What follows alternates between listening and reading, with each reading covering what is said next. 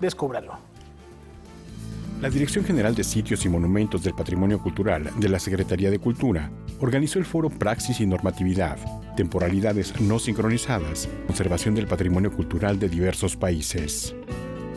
A través de este instrumento, que es el Servicio de Evaluación de Impacto Ambiental, se coordina con los organismos e instituciones públicas competentes de acuerdo a la materia que se evalúa. En este caso, cuando hablamos de patrimonio cultural, en específico yo me refiero a los monumentos nacionales, que es materia del Consejo de Monumentos Nacionales de Chile, y ahí se hace una evaluación y se pronuncia respecto del impacto de proyectos de diferentes tipos sobre estos monumentos nacionales. Los participantes compartieron las instituciones, los marcos legislativos y normatividades que guían la preservación de su patrimonio. Nosotros contamos de una legislación desde el 2009, que es la legislación 006, que define las competencias de los organismos involucrados en la gestión de los territorios, y el organismo está a cargo de la conservación del patrimonio cultural y tiene las mismas competencias y responsabilidades que son revisadas cada año cuando se pasa el presupuesto anual. Además de compartir sus contextos nacionales en materia de conservación del patrimonio cultural y sus experiencias, el foro también tuvo por objetivo identificar los vacíos pendientes y particularidades en relación a este. En el caso de México, una herramienta normativa que mide específicamente el impacto en patrimonio cultural no la hay como tal. Tenemos leyes, bueno, para empezar, pues la Convención de Patrimonio Mundial de la UNESCO está ratificada por el Congreso de la Unión y conformidad con el artículo 133 constitucional, eso la convierte en ley suprema al igual que la Constitución política. Noticias 22, Víctor Gaspar. Con mucha pena informamos del fallecimiento del promotor e investigador de la música latinoamericana, Eduardo Llerenas. Vamos a recordar al fundador de Discos Corazón. A los 77 años falleció ayer Eduardo Llerenas en Tlayacapan, Morelos. Cambió la bioquímica y la biofísica por el estudio etnomusical. Su amigo Pablo Espinosa destaca que el trabajo múltiple y variado de Eduardo Llerenas no lo define solamente como promotor o productor, sino como un etnomusicólogo que un buen día se armó de una grabadora portátil, allá por 1971, y salió a pequeñas comunidades y rancherías a hacer memoria de la música, al lado de sus colegas Baruch Lieberman y Enrique Ramírez de Arellano. Entonces, yo considero que su aporte central es sacar a la etnomusicología de la academia, sacarla de las aulas para convertirla en algo práctico, en algo propio, en algo de lo cual nos vemos beneficiados. Fue en 1992 cuando Eduardo Llerenas inició un proyecto singular que después de 3 décadas sigue activo a través de su esposa Mary Farquharson y su hijo Santiago. Discos Corazón es una singular plataforma que Eduardo Llerenas deja como legado. Alcanzó a festejar los 30 años de Discos Corazón. Hace unos pocos días publicó su último texto donde narra precisamente lo que fue su aventura más gloriosa junto con Nick Gould, colega de su mujer Mary Farquharson, ingleses Nick Gould y Mary. Ellos tres crearon este gran fenómeno que Wim Wenders terminó de internacionalizar, que conocemos como Buenavista Social Club. Pablo Espinosa destaca que el trabajo de Eduardo Llerenas nos descubrió una riqueza cultural como el merengue, las músicas afroamericanas y caribeñas, los sones jarochos, las tradiciones de Haití y Belice. De igual modo, el etnomusicólogo abrió brecha para músicos como Goran Bregovic, el cuarteto ucraniano Daka Braka, y fueron los primeros en grabar a Teresa Salgueiro a su salida de Madre Deus. Hay música que de otra manera no conoceríamos y que merece una atención que no se le ha dado. Al contrario, Discos Corazón es una empresa cultural, una institución cultural que existe a pesar de la cultura oficial. A través de redes sociales, la secretaria de Cultura, Alejandra Frausto, y la directora general del Instituto Nacional de Bellas Artes lamentaron el fallecimiento de Eduardo Llerenas y reconocieron su trabajo de investigación, preservación, registro y difusión en el campo de la etnomusicología. Noticias 22, Víctor Gaspar. En Noticias 22 nos sumamos a este lamento, un abrazo fraterno a familiares y amigos y a todos los que nos tocó con esta difusión de la música. Cambiamos de tema, la poesía no reconoce fronteras y tiende lazos entre nuestro idioma y las francofonías. Por la claridad de sus imágenes y la minuciosa descripción de emociones en su libro Chotacabras, Stéphane Despatie ha recibido el Premio Internacional de Poesía Sabines Lapontiac 2022, que otorga el Seminario de Cultura Mexicana. La institución entrega este galardón tanto a escritores de nuestro país como a autores de Quebec, siempre de manera consecutiva. En la lista de ganadores mexicanos podemos encontrar nombres como Jorge Humberto Chávez, Eduardo Elizalde, Elsa Cross y Ali Chumacero. D'abord, je suis très ému, très content. Ça signifie beaucoup parce que j'ai lu tous les gagnants des années passées. Donc, de faire partie de ce corpus me touche beaucoup, beaucoup, d'autant plus que... Stéphane Despatie se ha involucrado activamente en la vida literaria y cultural desde principios de los 90. Se ha desempeñado como librero, columnista literario y teatral de Radio Canadá, pero también como presentador de lecturas de poesía públicas en Quebec y en Francia. A través de Chotacabras, propone un diálogo entre el amor y el vértigo, tomando como referencia la naturaleza del ave homónima. El propio autor afirma que la poesía es un recurso necesario para la vida, pero también para hacer frente a las adversidades que hoy nos aquejan. Mais pour moi, c'est vital.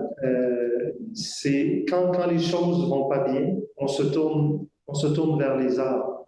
Ouais. Et quand les choses vont très bien, on se tourne aussi vers les arts. Et pour moi, la poésie arrive aussi à faire du beau, à amener du beau dans l'horreur aussi. Chotacabras es una publicación editada por la Universidad Nacional Autónoma de México. Noticias 22, Rodrigo Peredo. Y ahora vamos a conocer al ganador del Premio Bellas Artes Baja California de Dramaturgia, Luisa Josefina Hernández. Ángel Aurelio Hernández Arriola ha sido merecedora al Premio Bellas Artes Baja California de Dramaturgia Luisa Josefina Hernández 2022 por la obra Cuerpos como Bosques.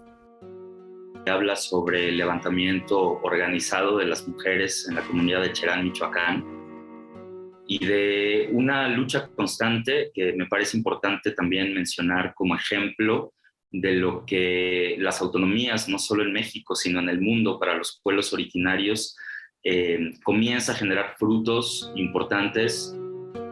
Estas luchas transcurren algunas en silencio, algunas tratando de generar un manifiesto que se vuelve público, las cuales no tienen intención de detenerse en su empeño por seguir generando una necesidad de ser compartidas. Nosotros tenemos 3 compañeros desaparecidos que son actores desde hace 9 años, que por estar desarrollando un proyecto artístico en la vía pública fueron secuestrados, y a 9 años del suceso no hemos dado con su paradero. El trabajo de Aurelio se ha caracterizado por la aplicación de acciones documentales en países que han resistido conflictos armados durante los últimos años, como Vietnam, Camboya y Marruecos, donde por medio de sus creaciones puedan ser escuchadas las voces que no pueden ser escuchadas por la situación que están pasando. Mi espacio de investigación, no solo en México, sino en otros lugares del mundo, he desarrollado programas de investigación recientemente en la frontera con Ucrania y Polonia, con desplazados por la guerra, pero también con mexicanos que han decidido combatir por el país de Ucrania y que no por esto son mexicanos que traicionen. Detrás de los reconocimientos otorgados por las instituciones están los merecedores a ellos, los cuales llevan una larga trayectoria creando nuevos proyectos. Ejemplo claro es Hernández Arriola, quien invita a seguir conociendo su trabajo a través de sus páginas web, como Teatro para el Fin y otras más. Yo tengo una página que es prácticamente un archivo documental en donde no solamente publico textos, sino además documentos que han venido siendo la pieza fundamental para la composición de esos textos. Se llama Archivo entre Guerras. Noticias 22, Paola Sánchez. Arqueología y medio ambiente. El INAH sigue despertando la curiosidad y las conciencias. ¿Una vez has pensado qué comían los antiguos pobladores de Mesoamérica? ¿Acaso se lavaban los dientes? ¿Cómo caminaban? ¿Por qué se peleaban las civilizaciones antiguas de Mesoamérica? ¿Cómo eran sus casas? ¿A qué sabía su comida? ¿Tenían animales de compañía? Estas son algunas de las interrogantes que niñas y niños de distintas regiones del país intentan despejar en la nueva temporada de la serie Arqueólogos en Apuros, noticiero infantil único en su tipo. Es un noticiero que recoge las preguntas de los niños sobre la vida cotidiana, haciendo que el pasado se utilice como espejo de sus propias necesidades. Integrada por 8 capítulos de 13 minutos cada uno, la segunda temporada de Arqueólogos en Apuros promete hacer justicia a su nombre. Los niños, como sabrán, tienen preocupaciones e intereses diferentes a las de los especialistas. Nos dicen que si los antiguos tenían perros, que si los antiguos se bañaban, que si se peinaban. El noticiero, cuya primera temporada casi ha alcanzado las 60,000 visualizaciones, se cimenta en un modelo de vinculación con escuelas preferentemente públicas, cercanas a un sitio arqueológico. Los niños y niñas que se unen al proyecto reciben 4 talleres de preparación en periodismo, desarrollo escénico, construcción de títeres e investigación. Aprenden también a hacer una entrevista, aprenden a identificar los procesos involucrados en un noticiero. El pasado 3 de septiembre tuvo su estreno el primer episodio de la temporada, dedicado al dios del inframundo, Mictlantecutli. En próximas emisiones conoceremos el patrimonio arqueológico de entidades como Chiapas, Tlaxcala, Campeche y el Estado de México, en busca de descifrar antiguos misterios como el de ¿dónde hacían sus necesidades los antiguos teotihuacanos? Una noticia muy importante. Un grupo de escuincles de Teotihuacán han descifrado un antiguo misterio. ¿Dónde hacían del baño los antiguos teotihuacanos? Son 200,000 habitantes, una cantidad enorme de excrementos, y no sabemos cómo los manejaban. Los niños elaboran 3 hipótesis y la más viable parece ser la de la basinica. La segunda temporada de Arqueólogos en Apuros tendrá un nuevo capítulo todos los sábados por el canal de YouTube de INAH TV. Efectivamente, nos encontramos muy cerca del lugar. Con información y texto de César H. Meléndez, Rodrigo Peredo, Noticias 22. Infomerciales. A propósito de arqueología, antes de la pausa les informamos que ya se anunció el inicio del proyecto de conservación y restauración de la zona arqueológica Ekbalam, esto en Yucatán. Los trabajos arqueológicos en la Acrópolis abarcan acciones de conservación, restauración y consolidación de monumentos de este sitio patrimonial perteneciente a la cultura maya. Además, durante los próximos 12 meses se buscará solucionar los problemas de conservación de dicho sitio, el cual abrió al público hace ya 21 años. Con esta información nos vamos a una muy breve pausa. Regresamos.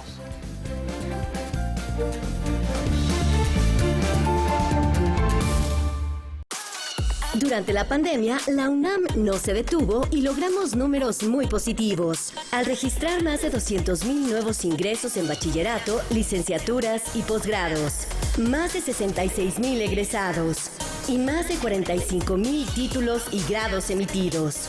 Con más estudiantes beneficiados y más avances tecnológicos, nos refrendamos como la Universidad de la Nación. Somos Positivamente UNAM. Las mujeres mexicanas necesitamos un nuevo amanecer donde podamos vivir sin miedo, donde se nos respete, donde podamos cumplir nuestros sueños y nuestra sabiduría y fuerza se valoren. México necesita un nuevo amanecer para darle a sus mujeres el respeto y el lugar que merecen. En el PRD, trabajamos para las mujeres mexicanas.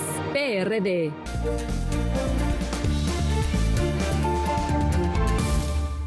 La diáspora cultural nos lleva esta noche entre acordes de violín al Reino Unido. Vamos al otro lado del estudio con Laura Barrera y Edgardo Bermejo.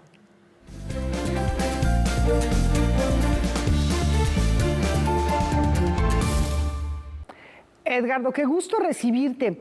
Tú tienes una gran experiencia y gran conocimiento sobre la cultura británica en general, pero muy particularmente, hablaremos de música, pues hay una tradición muy profunda que va desde la música folk a la música llamada de concierto, clásica, de la mancomunidad británica, en fin, hay una mexicana que está en ese ambiente tan competido, tan innovador, tan rico. Cuéntanos un poquito, por favor, de quién se trata y por qué está ahí.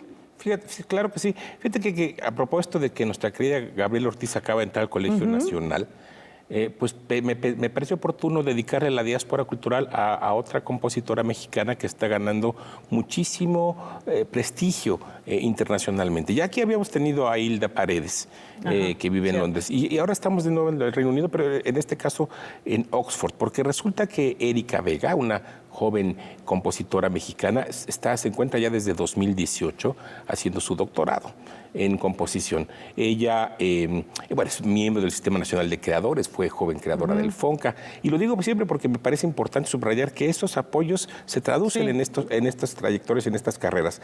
Yo diría que tiene 2 ciclos o 3 ciclos de su formación académica. Empezó en el Conservatorio de Música de Puebla, después hizo la licenciatura en la Universidad Autónoma de Puebla, luego continuó sus estudios en la Universidad de Veracruz, en la UNAM, en la Escuela Superior de Música de Limba, en fin, y después salió de México, se fue a hacer una maestría en el Real Conservatorio de Bruselas, en Bélgica, y finalmente dio el salto para hacer el doctorado en Nueva York. De modo que tiene en Oxford. En Oxford, perdón, que dije Nueva York, no estoy pensando. En Oxford. Y tiene pues una formación académica muy sólida. Vamos a ver una pieza de lo que ella por cierto, fue discípula de Mario Lavista, lo cual es muy significativo, y de alguna manera lo vamos a ver en este pedacito de pieza que presentamos. Se trata de una pieza para viola y violín basada en un poema de T.S. Eliot que se llama Una canción de amor. Y fue estrenada en un festival, fue comisionada para que hiciera esta pieza para un dueto. Se llama Duet Aperture. Es un dueto que le comisionó esta pieza a Erika, y vamos a ver un pedacito de lo que ella compone y de lo que ella hace.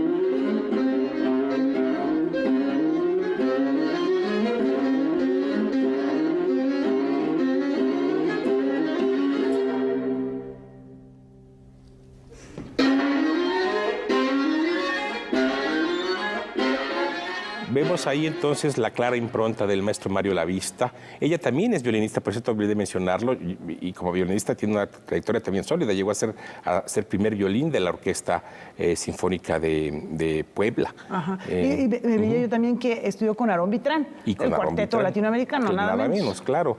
Y bueno, lo que además ella ha hecho en estos años es una proyección muy interdisciplinaria. Se acerca a los coreógrafos y a los bailarines, trabaja con directores de cine, y tiene también un puente permanente con la literatura.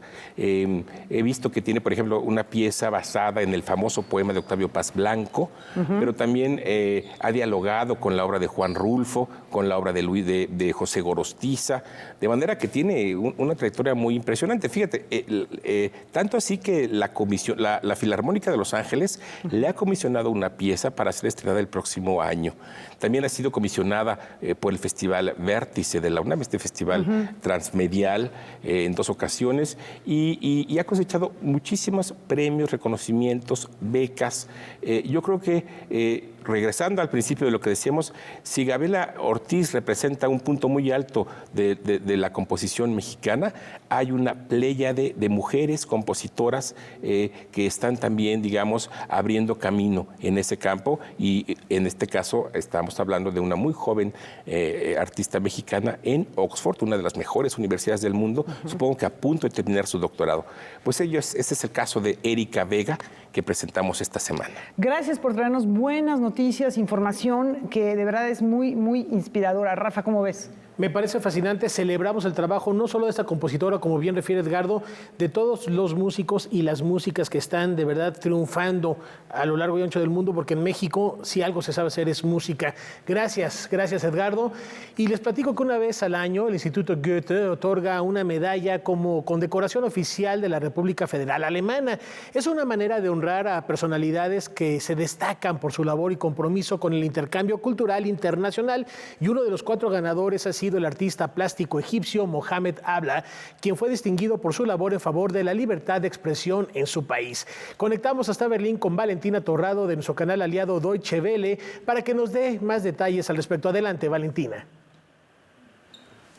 Saludos para todos desde Berlín. La entrega de la medalla Goethe en homenaje al poeta alemán ha tenido lugar en la ciudad alemana de Weimar el 28 de agosto, día de su nacimiento. Y este año la medalla será otorgada a 4 personalidades como reconocimiento a su trabajo y trayectoria en pos del compromiso con el intercambio cultural internacional.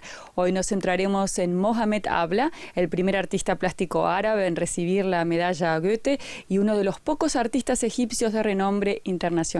Su trabajo ha logrado tender puentes culturales a través del arte. Para él, los artistas tienen una responsabilidad social y considera que sus vidas no pueden separarse de su trabajo.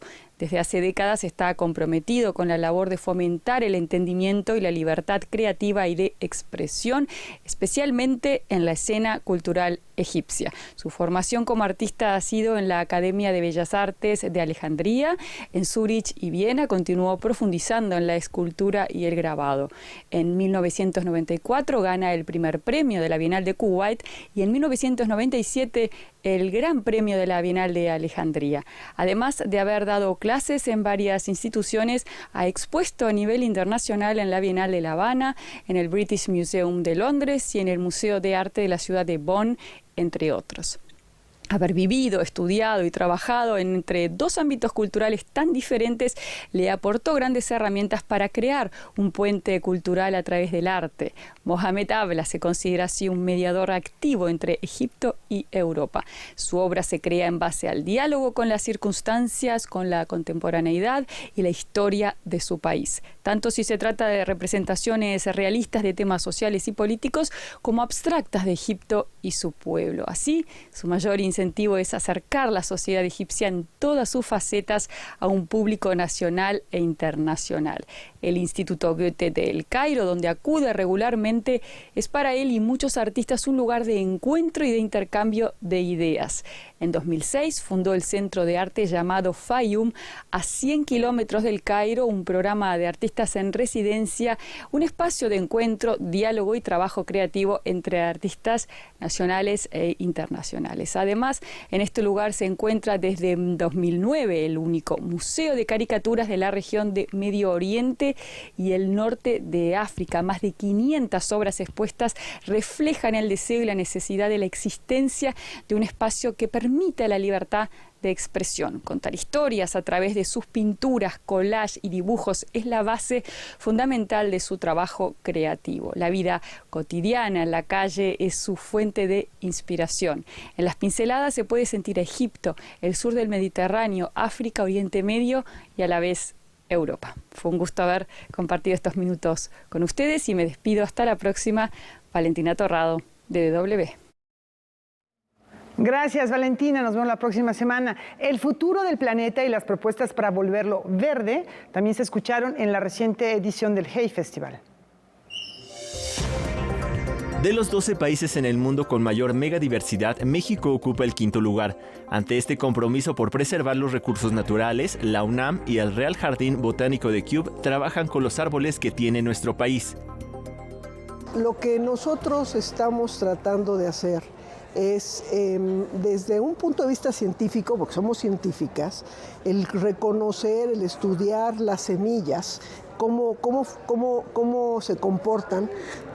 Las semillas de cada árbol, de cada especie, se comportan de manera diferente.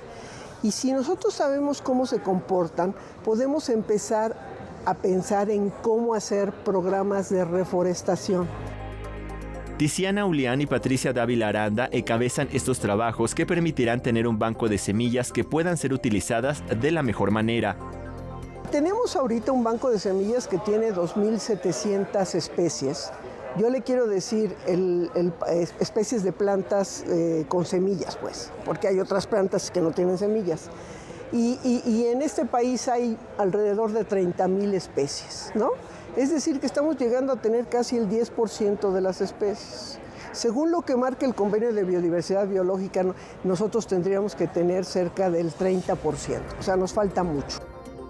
Actualmente las investigaciones se están aplicando en Veracruz para demostrar que se puede tener productividad sustentable, responsable con el medio ambiente y no poner en riesgo ecosistemas por una mala planeación.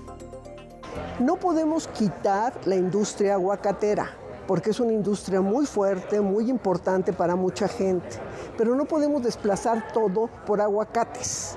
No podemos desplazar todo para las maderas preciosas o no podemos desplazar todo para la agricultura de riego. Tenemos que tener balance. Usted se va a acordar de mí dentro de unos años. Esa industria aguacatera, ahorita muy brillante, en unos años va a desaparecer porque se están desbastando el suelo y no va a haber manera o va a tardar mucho en recuperarse ese suelo para producir no aguacate, sino otra cosa más, menos exigente, porque el aguacate es muy exigente. Noticias 22, Alberto Aranda. Pero no solo la tierra fue preocupación en la Fiesta de las Ideas, también la conservación del cielo. Un viaje por la conquista del cielo es lo que Antonio Martínez Ron ha elaborado en el libro Algo Nuevo en los Cielos y que presentó en Querétaro como parte del Hey Festival. Y empecé a preguntarme qué tal sería intentar contar la historia de cómo la observación del cielo cambió nuestra cultura, nuestra sociedad, la ciencia, nuestro conocimiento y cómo cada vez subimos un poquito más arriba, que es una de las grandes aventuras de la humanidad y tristemente olvidada, porque como luego llegamos a la Luna, parece que el paso intermedio de la atmósfera se nos olvidó, pero fue la gran aventura del siglo XIX. Para el científico, la humanidad no ha sabido cuidar el cielo, ya que con los avances que se han tenido, se han causado daños que van más allá de la basura espacial.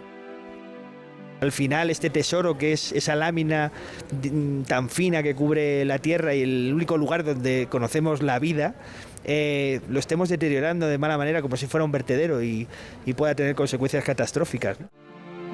En Algo Nuevo en los Cielos, Martínez Ron le dedica capítulos a las investigaciones que se han hecho en los océanos y que al final están relacionadas con el cielo y la creación de la vida en la Tierra.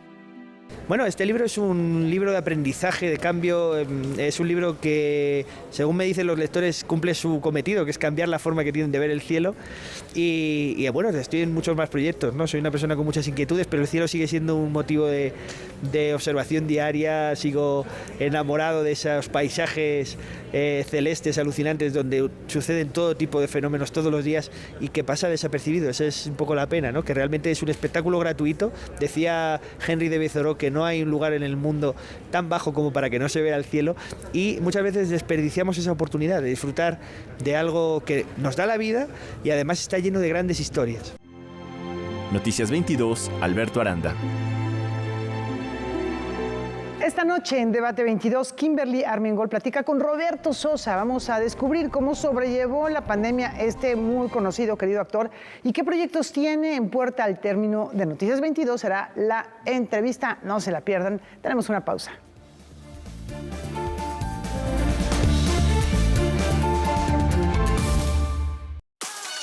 Durante la pandemia, la UNAM no se detuvo y logramos números muy positivos. Al registrar más de 200,000 nuevos ingresos en bachillerato, licenciaturas y posgrados, más de 66,000 egresados y más de 45,000 títulos y grados emitidos.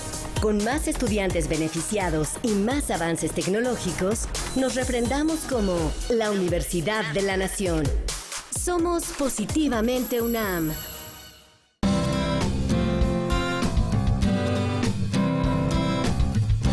Como audiencia, tienes derechos.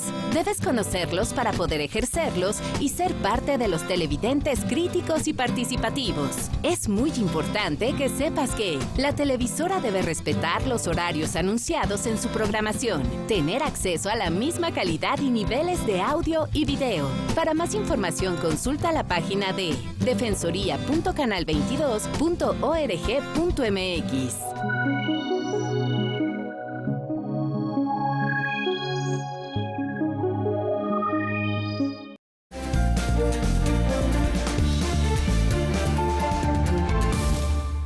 Como todos los días, el balance de la Feria Internacional del Libro Universitario. Karen Rivera está en Jalapa, Veracruz, para platicarnos al respecto. Adelante, Karen, muy buenas noches.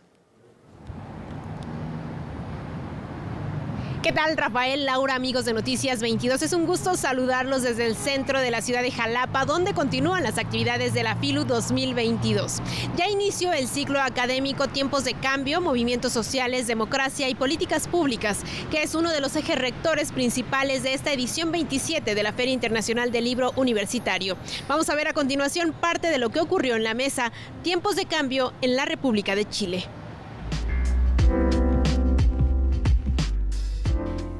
Después de que en 2020 los habitantes de Chile votaran a favor de elaborar una nueva constitución que sustituyera a la aprobada por el régimen militar de Augusto Pinochet en 1980, el pasado 4 de septiembre, durante el plebiscito llevado a cabo en esta región, se rechazó con un 62% de los votos la propuesta de un nuevo texto jurídico político escrito desde cero.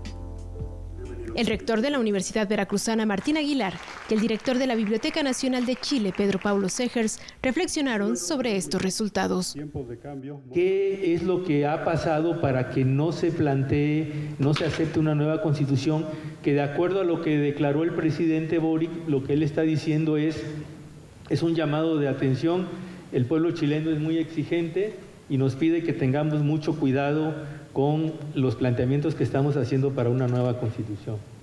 Pero aquí hay que hacer un distingo. Esa constitución no fue hecha por especialistas, esa constitución no fue hecha por constitucionalistas, ¿no? Algunos eran constitucionalistas, pero la mayoría fueron personas democráticamente elegidas, que me parece razonable, que me parece muy bien. Pero evidentemente una carta magna de esas dimensiones para que nos va a regir los distritos por más de 50 años necesita ser trabajada de manera muy orgánica, muy ordenada, porque de lo contrario cualquier golpe de timón que se dé puede hacer que el buque vaya por un camino distinto. La nueva Carta Magna permitía la legalización del aborto y consagraba más de 100 derechos constitucionales, más que cualquier otra en el mundo. Entre estos, el derecho al aire limpio y los cuidados desde el nacimiento hasta la muerte. La pregunta es, ¿por qué colapsó la propuesta de 170 páginas y 388 artículos? Porque se encapsuló en sí mismo. Los contribuyentes se encapsularon en su propuesta y no dejaron que la intervención de la sociedad civil también participara mayormente. Y creo que desde ese punto de vista se cometió un error. Y lo que va a pasar ahora es que vamos a volver a caer en una programación de una nueva constitución donde el aparato que la va a certificar van a ser los políticos tradicionales. Uno de los datos curiosos de esta feria es el cartel que se inspira en los movimientos sociales que han marcado al país invitado y también en la defensa de los derechos humanos, de los derechos de las personas con discapacidad y de los derechos de los animales. Importante plasmar esto en imágenes y en letras. Y ahora continuamos con una entrevista al periodista e investigador fronterizo Osvaldo Zavala, quien nos habla del libro La Guerra de las Palabras.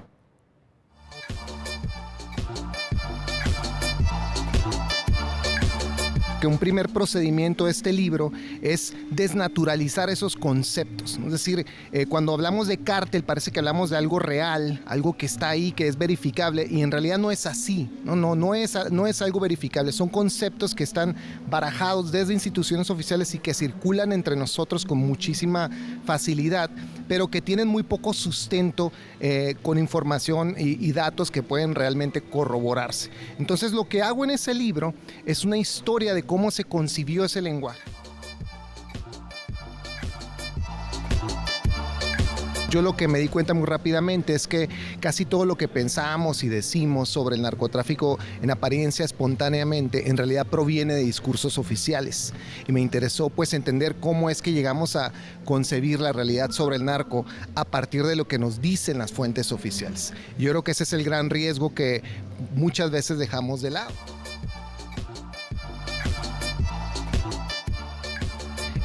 Creo que debemos aceptar que mucho de lo que pensamos sobre el narco es una historia, es una narración, es una forma de organizar esa información escasa o incompleta que recibimos por parte de los medios de comunicación, y por lo mismo, porque es un relato, tenemos que pensar en él críticamente.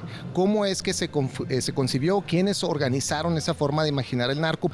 ¿Por qué de pronto la palabra cártel cobra tanta relevancia a finales de los 80s, cuando muchos de los traficantes ni siquiera la conocían? Parte de lo que argumento es que la política antidrogas es nuestro principal problema, no los traficantes, y cómo la militarización en realidad tiene muchos usos políticos, económicos, de expansión capitalista, etcétera, de tráfico de armas, y en realidad tiene muy poco que ver con la erradicación de la droga. Entonces, pues finalmente el recorrido termina haciendo un argumento en contra de la política antidrogas y en contra de este lenguaje para desnaturalizarlo, para alejarnos de él. ¿Qué dificultades se pueden enfrentar en un ambiente familiar? ¿Cuáles son las enfermedades mentales que pueden afectar a los niños? Laura Baeza responde a estas preguntas en su libro Niebla Ardiente, que tiene como telón de fondo a los feminicidios.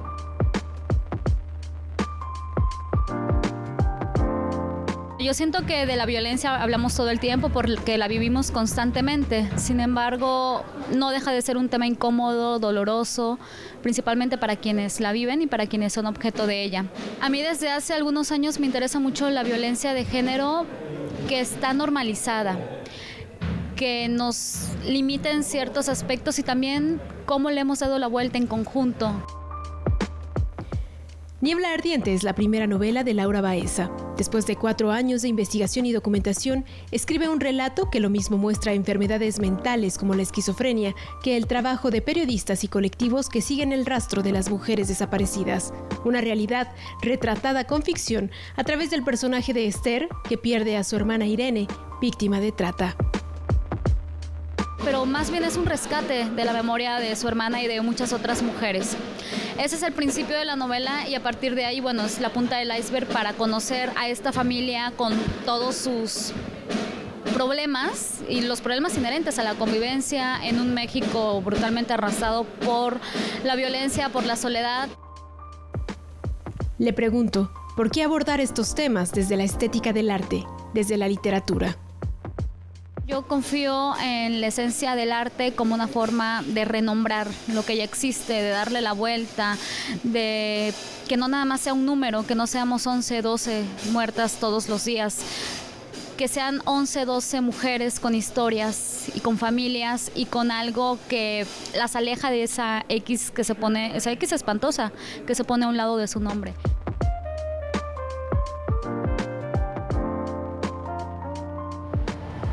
Hemos llegado al final de este bloque desde la FILU 2022 y la invitación sigue abierta a que visiten Jalapa, ya que si quieren disfrutar de un muy buen café y de una muy buena lectura de libros, no se pueden perder la Feria Internacional del Libro Universitario. Hasta la próxima. Muchas gracias, Karen, por esta información tan completa.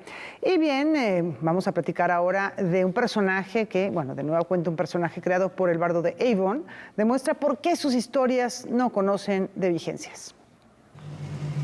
Desdémona ha sido asesinada por su esposo. El motivo fueron sus celos. A partir de este feminicidio, la compañía La Tejana Teatro ha creado la obra Desdémona frente al cadáver.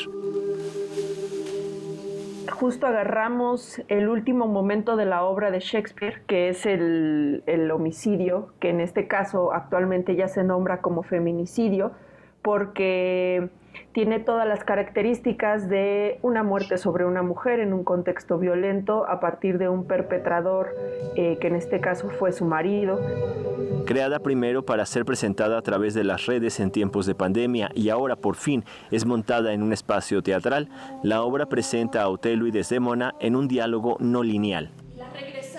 Tiene toda la puesta en escena una lógica de sueño y de recuerdo, ¿no? Entonces, el espectador sí no va a ver una trama o una anécdota o una historia de principio a fin, sino que al contrario empezamos con el final para irnos hacia atrás y justo es toda una arquitectura de un cadáver que así se llamó nuestra residencia expuesta también. Hay una disección del cadáver, de lo que quedó, de la remembranza de una relación muy tóxica y que también estaba basada en el amor, en la confianza, pero que todo eso se fue oscureciendo y transformando por la influencia de los celos. Con la experiencia, más que una experiencia de que van a ver una historia, la experiencia que van a tener más es una experiencia sumamente sensorial, donde hay muchos elementos en escena, entonces el espectador decide a veces qué atender, ¿no? Por ejemplo, todo el tiempo está componiendo Juan Pablo Villa música en vivo.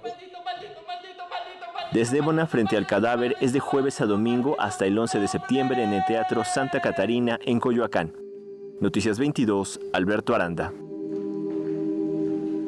No se pierdan hoy a las 9:30 de la noche la nueva temporada de Pantalla de Cristal. Como siempre, José Antonio Fernández, a quien enviamos un fuerte abrazo, nos espera con destacadas presencias y grandes sorpresas en este espacio dedicado al mundo del video que presenta las más diversas tendencias, estilos y géneros, así como los formatos de la producción audiovisual en México. La cita está hecha hoy, 9:30 de la noche. Una pausa, regresamos.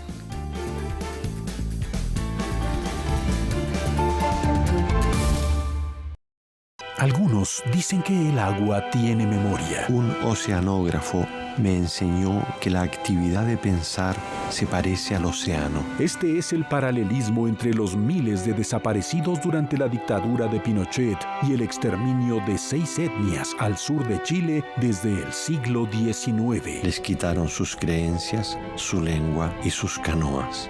Ellos fueron víctimas de una violencia que ya conocían los indígenas. El botón de nácar, director Patricio Guzmán, golpe de estado en Chile, en Cinema 22, muestra internacional de cine de la Cineteca Nacional, viernes, 23:30 horas.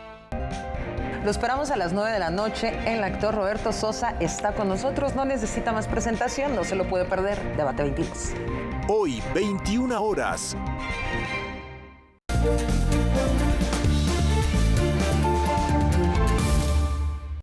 Los asistentes al Festival de Venecia nos podrán decir cuánto vale la pena morir por $1. El actor mexicano Luis Chávez desfiló por la alfombra roja del Festival Internacional de Cine de Venecia, acompañado de Christoph Waltz, Willem Dafoe, Benjamin Bratt y Rachel Brosnahan para presentar la película Dead for a Dollar. En mi trayectoria, que ya hace más de 20 años, yo he aprendido, he ganado, he podido recuperar tantas experiencias que me han preparado para yo poder estar y entregar esta tarea al nivel de las personas como Willem Dafoe y Christoph Waltz. And these are the Warriors. We know about the Warriors. They're a heavy outfit. El filme fue dirigido por el mítico Walter Hill, conocido por la película The Warriors. Next week, serve my time. Dead for a Dollar es un western que se desarrolla en el año 1800. La trama gira en torno a un cazafortunas que está tras la pista de un soldado que secuestró a la esposa de un acaudalado hombre. recompensa es jugosa y pronto otros se verán atraídos por el botín. Nuestro director Walter Hill es muy conocido por su género de westerns, de películas de vaqueros. Entonces, está en una edad avanzada y ya tenía tiempo que no hacía ningún tipo de trabajo, pero ahora que está regresando a hacer lo que él hace bien, lo que comenzó haciendo hace ya décadas, en los años 70, la gente estaba ansiosa por ver con lo que él les servía. Luis Chávez da vida a un respetado abogado que tratará de mediar para que las cosas no se salgan de control.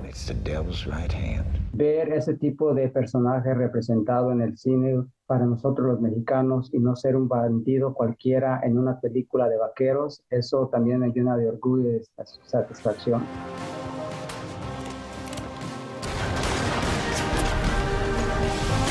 Red for a Dollar aún no tiene fecha de estreno, pero dejó un buen sabor de boca en el Festival Internacional de Cine de Venecia.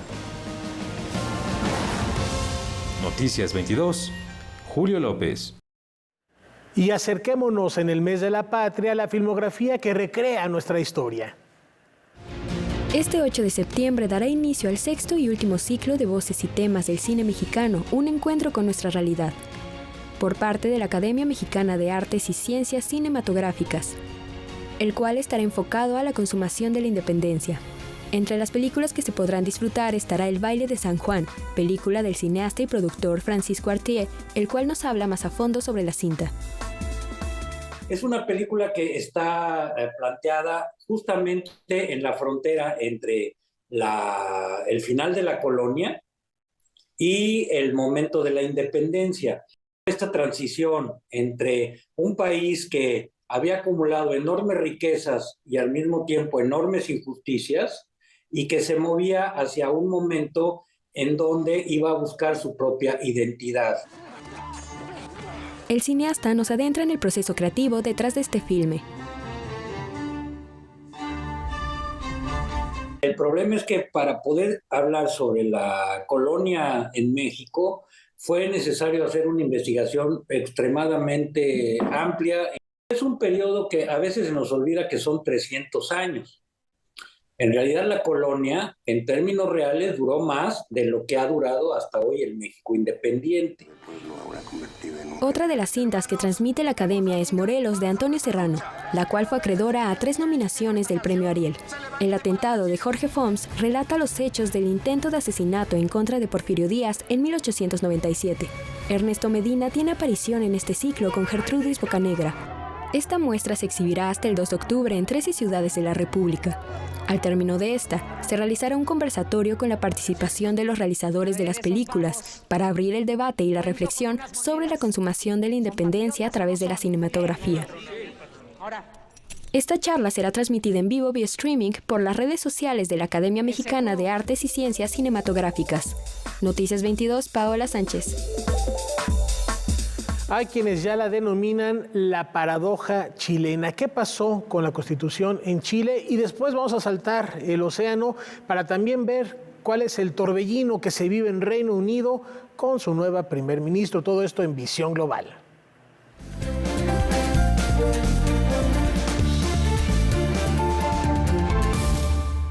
Bueno, 2 circunstancias que señala Rafa, doctora Ileana Rodríguez Santibáñez, gracias por estar aquí, y que de verdad que sí no es tan fácil para el público de a pie, que no somos expertos para nada en estos temas, entender por qué se votó en contra de esta nueva Constitución y aparentemente se queda la Constitución de Pinochet, y también qué escenario enfrenta esta nueva primera ministra de Gran Bretaña, cuál será el tipo de liderazgo que va a ejercer Liz Truss.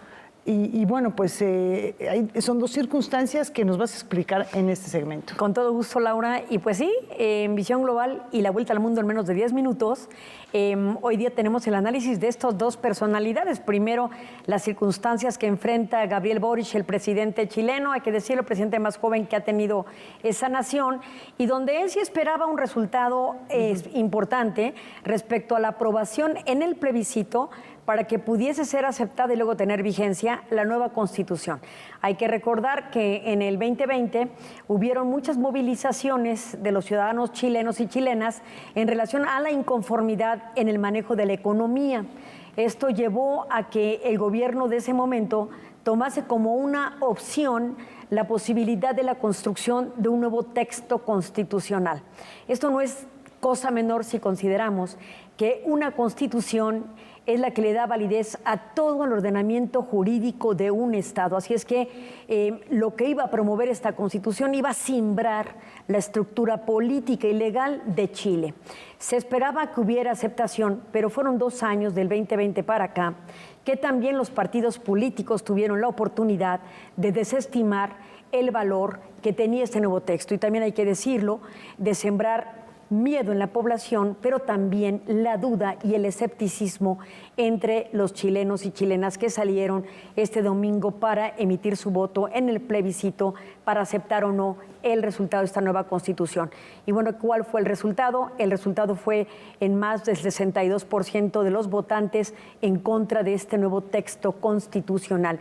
Se cuestionó mucho la representación de esta convención constituyente que generó este texto y, por supuesto, una constitución de corte progresista que mantenía no solamente temas de paridad, de equidad, de igualdad, temas económicos relevantes, sino uno que causaba un poco de prurito en la población y preocupación, el concepto de plurinacionalismo, donde se les otorgaba un margen de autonomía y posibilidad de creación de sus propias leyes a pueblos originarios, particularmente el grupo de los mapuches. Este grupo étnico siempre ha tenido diferentes controversias en contra del Estado chileno. Un caso importante ha sido llevado incluso ante la Corte Interamericana de Derechos Humanos por la masacre de grupos de mapuches. Así es que pierde en este plebiscito y hay que decirlo, Gabriel Boric sale a dar la cara y como un estadista enfrenta las circunstancias de ese voto también de castigo para su nuevo gobierno,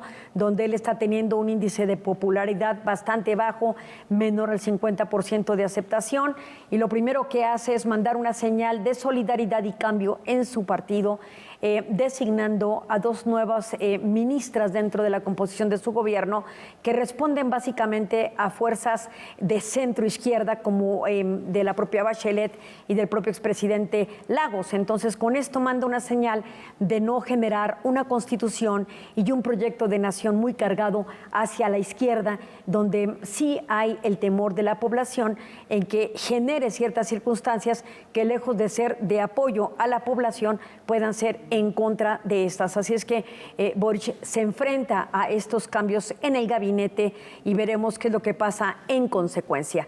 Y también relevante en el Reino Unido, ya por fin, Boris Johnson, después de que se designa a Mary Elizabeth Truss, o Liz Truss, como se le conoce a la nueva primera ministra, Boris Johnson presenta la renuncia y, por supuesto, entonces ella se presenta ya como la primera ministra, con la aceptación también de la reina en el Reino Unido. Y lo más importante aquí es que ella también inicia este nuevo gobierno designando a ministros y ministras que tienen una composición o un origen de distintos países o culturas, no 100% británicos, y esto la verdad es que sí refleja la proyección de una persona escéptica respecto al europeísmo que corría en el Reino Unido. Recordemos que cuando el Reino Unido participaba de la Unión Europea había una visión europeísta, pero ella rompe con esta visión después de que se sale el Reino Unido de la Unión Europea con el Brexit que llevó a cabo el propio Boris Johnson, que es el que presenta finalmente el proyecto de separación. Y ella lo que hace ahora es generar esta nueva circunstancia con nuevas posiciones en el gobierno y donde da la señal de que va a ser incluyente.